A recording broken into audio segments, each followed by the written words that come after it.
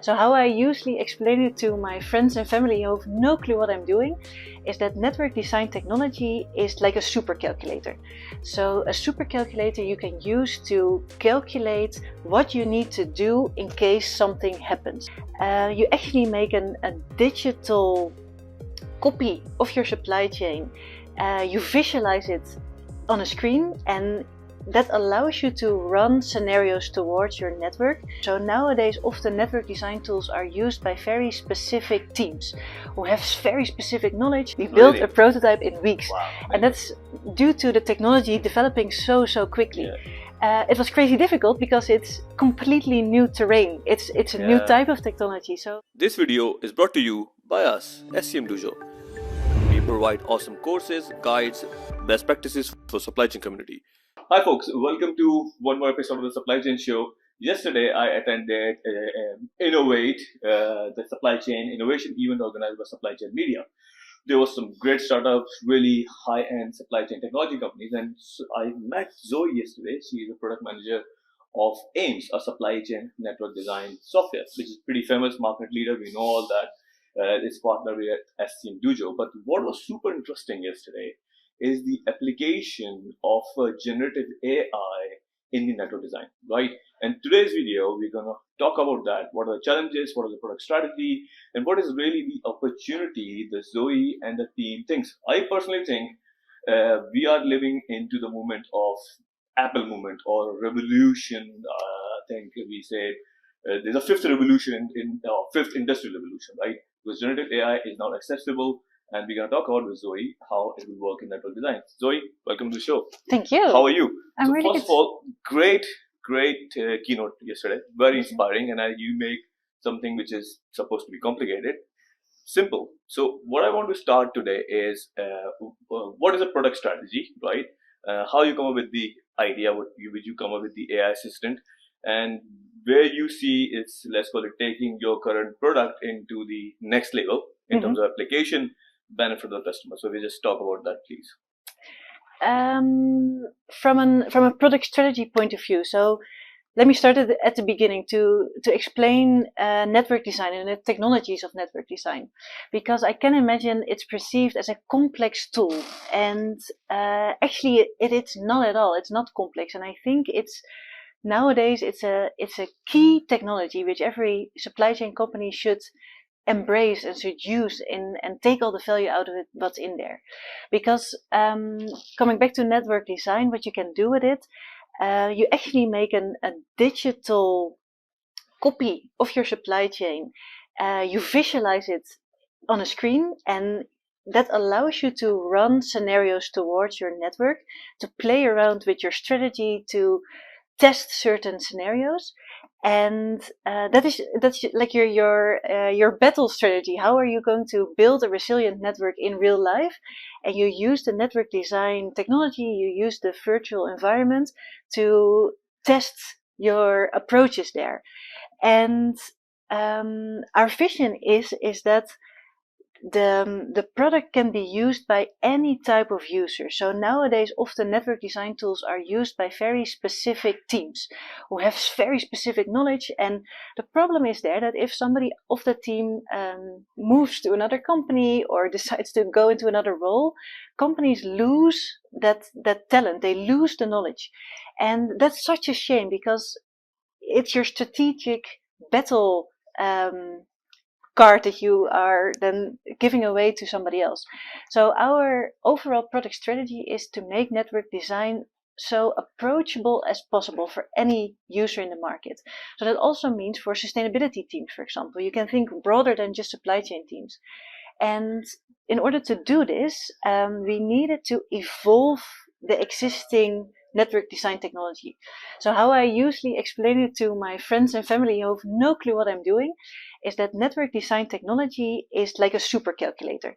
So a super calculator you can use to calculate what you need to do in case something happens.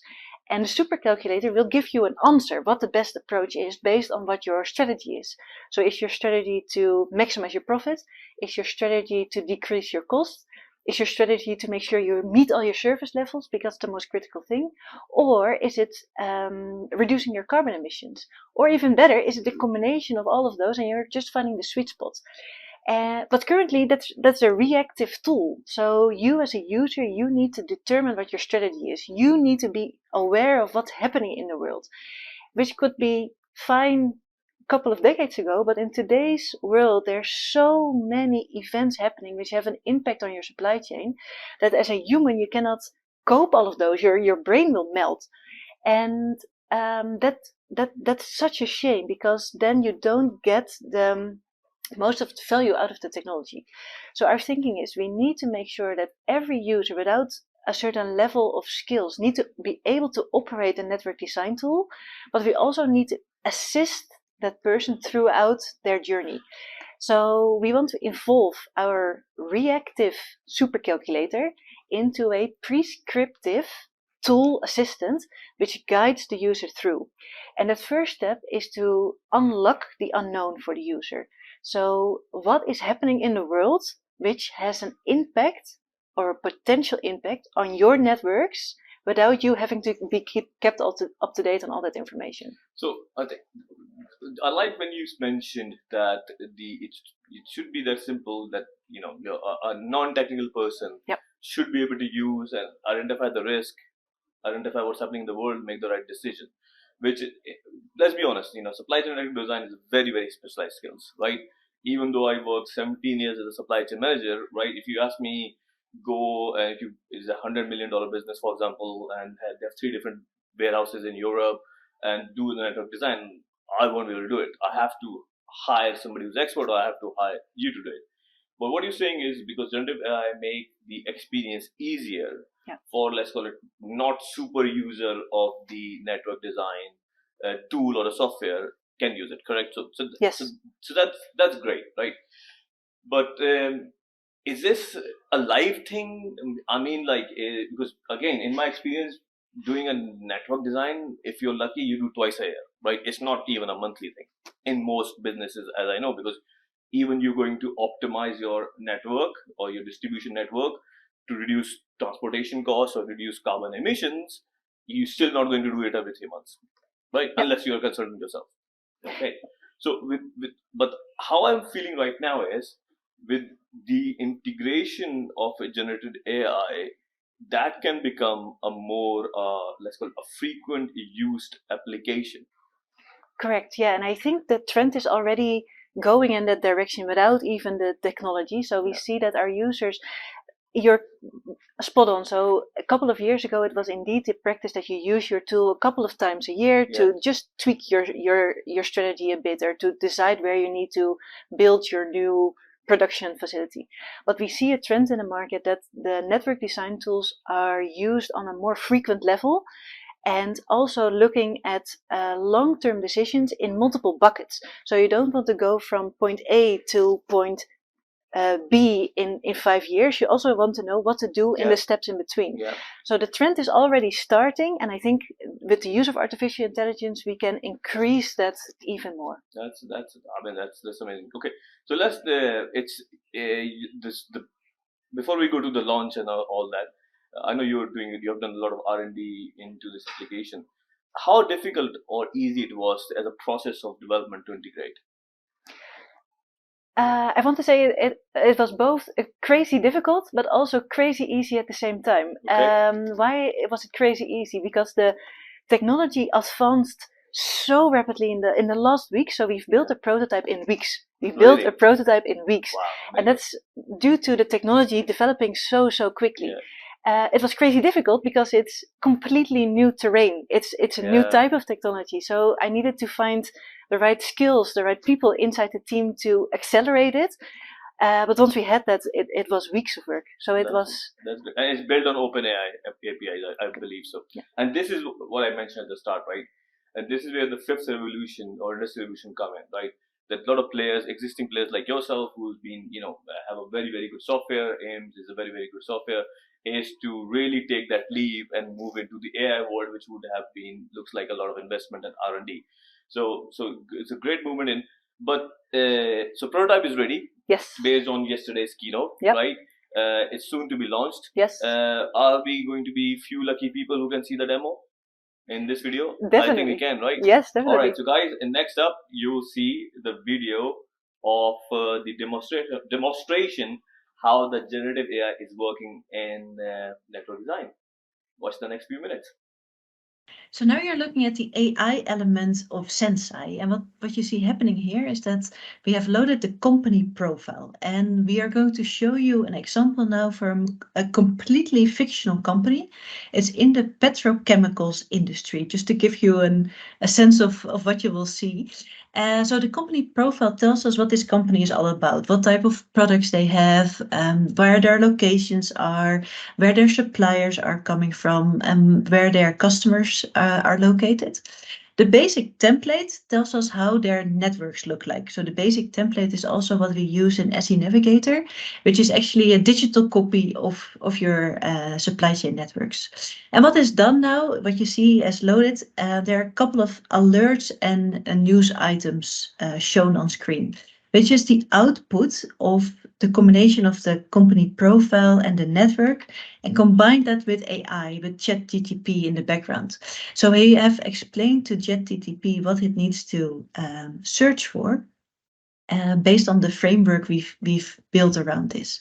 And now that we scroll through all these different alerts, what you can see, there are a couple of buttons there, a couple of colors. So we will tell you as a user which items, which alerts we think are most important for you. And there are several buttons there, so you can check mark if it's relevant. You can see more details, but you can also click and link to the original article itself. I'm now going to ask Sultan, my colleague, who's more of an expert in the petrochemicals field, which alert is interesting for you to dive into? Well, our company, our virtual company, execute in Central Europe, and customers are mainly in Europe, but also in Africa. However, petrochemical industry is very strong in China and Korea and in East.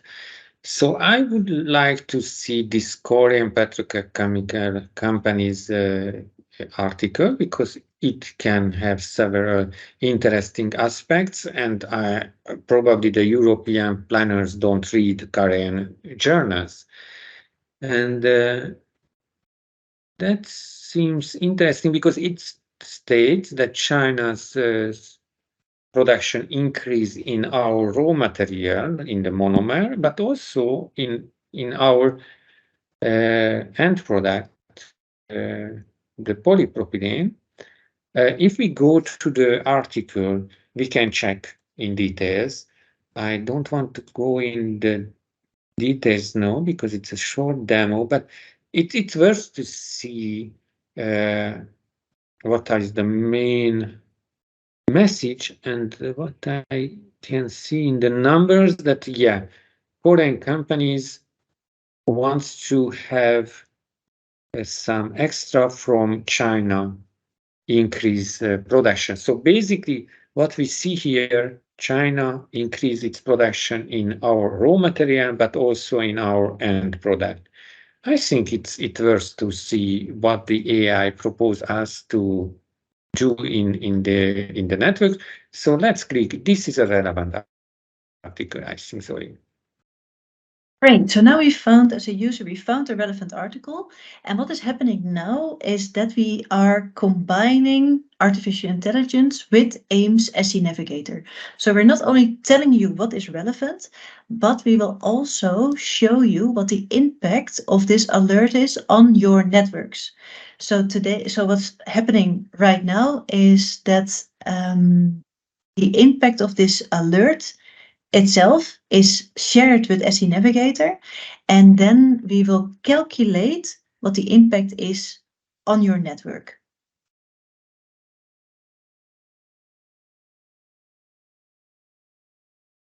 And this impact on your network, what is great, it's not just telling you what is the entry point, but also telling you what is the overall impact and which nodes are more impacted and less impacted.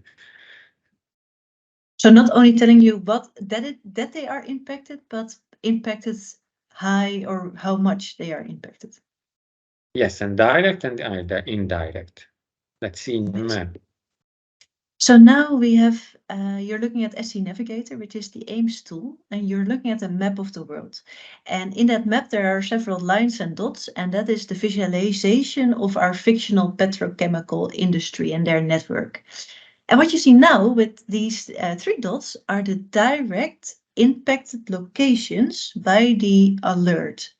And if we switch to the following screen, this is the indirect impacted locations of this alert. And you can see that a small article in a Korean news actually has a huge impact of your whole network. And you can see indeed what Sultan mentioned, how bigger the bubble, how bigger the impact of the network is.